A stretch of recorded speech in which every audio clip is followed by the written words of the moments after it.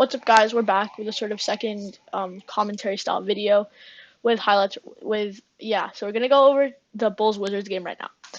So yeah, this game was really probably one of my favorite games of the day yesterday, and it really showed me like the Wizards are very bad, and like they're like playing below expectations, and like I didn't expect them to go out there and win the East or anything, but I expected them to be maybe like a 5-6 seed in the East. But like if they continue to play like this, they might not even make the playoffs unless like everyone expected that Russell Westbrook would be an upgrade over not having an elite starting point guard. But like Russell Westbrook is not really doing much for them. I mean, like look, Wendell Carter just babied Denny Avdija, as you can see in the highlights. And like this continuously happened the whole game. Like they let Otto Porter kill them.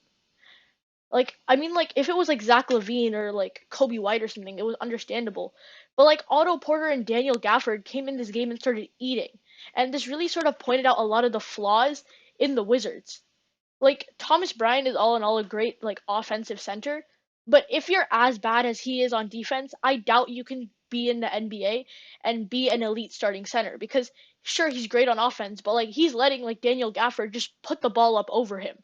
And like every time the Bulls got in the paint this game, it literally just seemed like nothing. It literally just seemed like nothing was missing. Every shot was going in, and like I'm just confused with what the Wizards are doing with their at that coaching standpoint because like in this game they ran so many unconventional lineups. Like they ran a lineup with like Ish Smith, Russell Westbrook, and Thomas Bryant on the floor at the same time. And it's like, where are you gonna get the defense from in that lineup? They're just gonna eat on offense. The other team's gonna eat on offense, and that roster isn't even like a shooting roster, so you're not gonna get much offense out of that lineup as well. So I'm really confused with what they're doing with keeping Scott Brooks at head coach. I feel like if there's no like change in the way he's coaching this team, he needs to be fired if the Wizards want to actually be better because right now they're 0-5 and they're not playing like a good basketball team. Like we'll see like in like their next game with Westbrook sitting out. We'll see what happens, but they've lost two straight to the Bulls. And the Bulls aren't a good basketball team. The Bulls are really like one of the worst teams in the league and they're literally and they lost two straight to the Bulls. Like they don't have anyone who's standing up for them and being like, "Okay, I'm taking over this game." They have like some players who are like, "Okay, yeah." They have some players who are like playing decent. Like in this game, Thomas Bryant and Bradley Beal both went for 28. And like I feel like they need someone who can just be like who can just like sort of play defense and get a bucket because they have no defense on this team.